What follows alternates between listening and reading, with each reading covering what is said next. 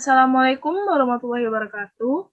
Perkenalkan nama saya Ulfatun Nadhiro dengan NIM C1 Channel 19130 dari kelas R9. Di sini saya akan menjelaskan materi tentang fikih zakat dari mata kuliah akuntansi syariah dengan dosen pengampu Dr. Wirmi Eka Putra, SE, MSI, CIG, NRC, SRS. Baiklah, di sini yang pertama-tama saya menjelaskan tentang pengertian zakat. Dari segi bahasa, zakat memiliki kata dasar zaka yang berarti berkah, tumbuh, suci, bersih, dan baik. Sementara zakat secara terminologi berarti aktivitas memberikan harta tertentu yang diwajibkan Allah SWT dalam jumlah dan perhitungan tertentu untuk diserahkan kepada orang-orang yang berhak. Selanjutnya yaitu sumber hukum zakat dan jenis-jenis zakat. Sumber hukum zakat terbagi menjadi dua, ada Al-Quran dan Sunnah.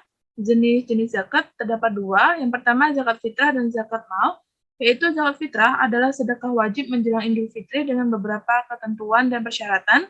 Sedangkan zakat mal atau harta adalah zakat penghasilan seperti hasil pertanian, hasil pertambangan, hasil laut, hasil perniagaan, hasil ternak, hasil temuan emas dan perak. Selanjutnya itu objek zakat harta, terbagi menjadi 7. Yang pertama, halal, milik penuh, berkembang, cukup nisab, cukup haul, bebas dari utang, lebih dari kebutuhan pokok.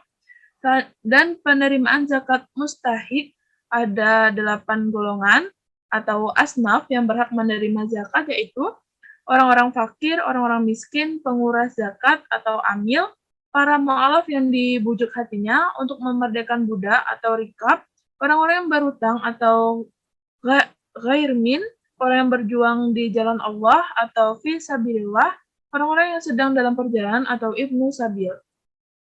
Selanjutnya yaitu orang yang tidak boleh menerima zakat.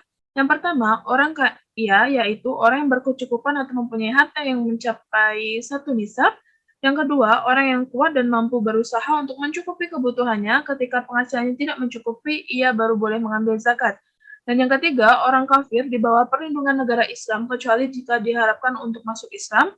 Dan yang keempat, bapak, ibu, nenek hingga ke atas atau anak-anak hingga ke bawah, atau istri dari orang yang mengeluarkan zakat karena nafkah mereka di bawah tanggung jawabnya, namun diperbolehkan untuk menyalurkan zakat kepada selain mereka seperti saudara laki-laki, saudara perempuan, paman, dan bibi dengan syarat mereka dalam keadaan membutuhkan.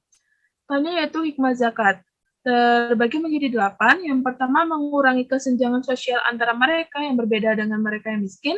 Yang kedua, pilar amal jamal antara mereka yang berbeda dengan para mujahid dan dai yang berjuang dan berdakwah dalam rangka meningkatkan kalimat Allah SWT. Dan yang ketiga, membersihkan dan mengikis akhlak yang buruk.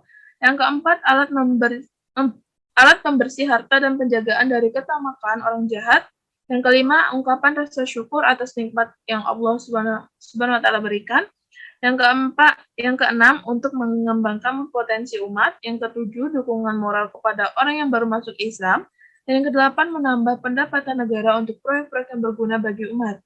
Selanjutnya yaitu perlakuan akuntansi PSAK 109. PSAK 109 ini merujuk kepada beberapa fatwa MUI, yaitu sebagai berikut. Yang pertama, Fatwa MUI nomor 8 2011 tentang amil zakat menjelaskan tentang kriteria, tugas amil zakat, serta pembebanan biaya operasional kegiatan amil zakat yang dapat diambil dari bagian amil atau dari bagian fisabilillah dalam batas kewajaran, proporsional, serta sesuai seenggan kaidah Islam.